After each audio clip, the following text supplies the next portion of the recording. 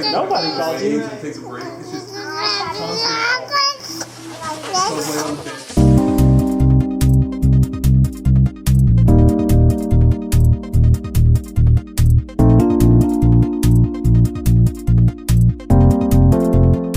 I'd like to give you a heads up. Today is going to be all about running. Look how big this box of cereal is. If you aren't interested in that part of my life, then feel free to skip today. I will go for a run today. Not sure if I'll film it or not, but primarily I'm going to just talk about it, why I do it, when I started it, what my goals are, those sorts of things.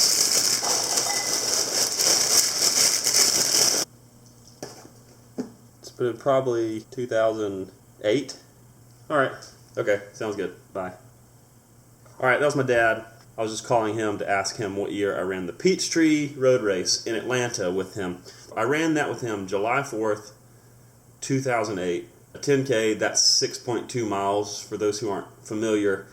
I had never run further than like 2.5 miles in my life, and it was miserable. And I said, I will never run again when I finish that race. One of the first things that I want to address is this comment that I get from all kinds of people when they find out that I'm a runner. And they'll say, you know, I'm just not a distance runner. You know, I'm more of a sprinter. I'm good for short bursts. My thought on it is, nobody is a distance runner when you just get up off your couch. It takes work. And another thing people always say to me is, I just don't like running. The truth of the matter is, they don't like running because it's hard. And I don't like running always. Riding a bike is more fun. Swimming is more fun. Playing sports is more fun than running.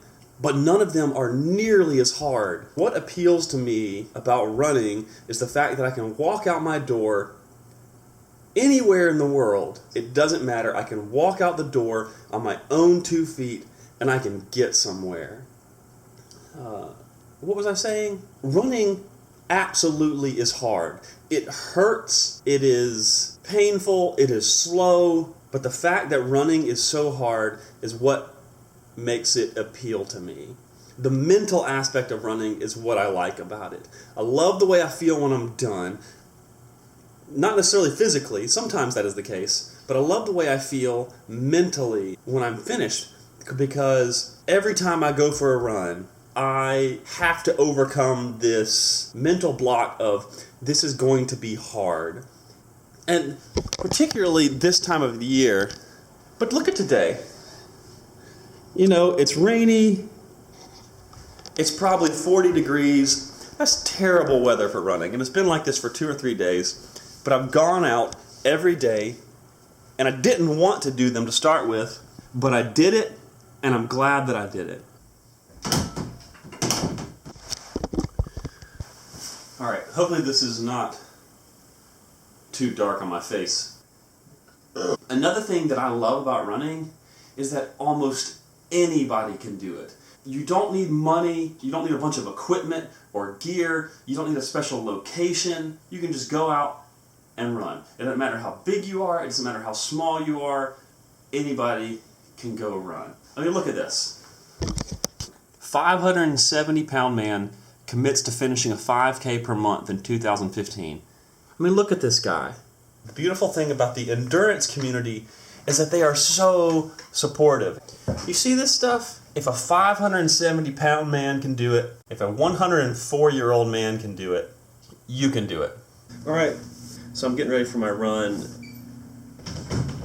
I want to talk about the fact that I wanted to lose some weight, and obviously it's not because I'm out of shape or necessarily too fat or anything like that, but I'm doing it because I have for myself some very lofty goals in my marathon time. It's something that I just don't think is attainable unless I cut back on my weight. I was looking through the list of the people in the 2012 Olympics. Like, the heaviest person I saw was 6 feet tall and 160 pounds.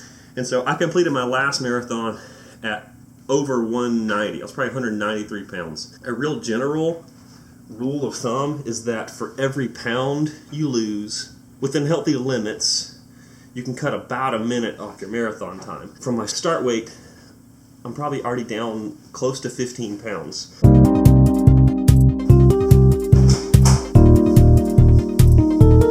Alright, I have two reasons why I'm talking about my running and my weight loss and stuff like that on here.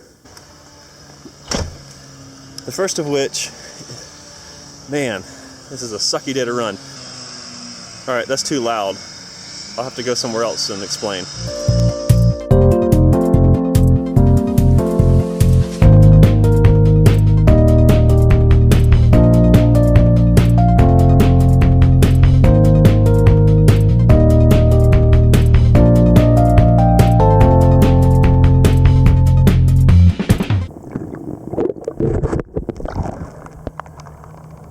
I did that just because the camera's waterproof. So, I'm talking about my weight loss and my running on this vlog for two reasons. First of all, I want this vlog to be a fairly truthful and accurate depiction of my life and what's going on. And running is an important part of my life. I'm sorry if the lens is foggy. I probably shouldn't have put the camera underwater earlier. And I'd like to be able for this to be a place where I can share my accomplishments and my victories without fear of, feeling conceited or prideful or boastful about the things that I'm doing. The second reason is, what's the second reason? I forgot. I've been thinking about this for the last 2 miles. Oh, the second reason. I hope that by talking about the fact that I'm trying to lose weight, by talking about my lofty running goals for the spring, I haven't mentioned it yet because I'm afraid that I won't make it. I'm hoping this vlog will be an extra bit of accountability to keep me consistent in my training, to get me outside on days like these, honestly, when it's cold and rainy. Enough talking, I gotta run.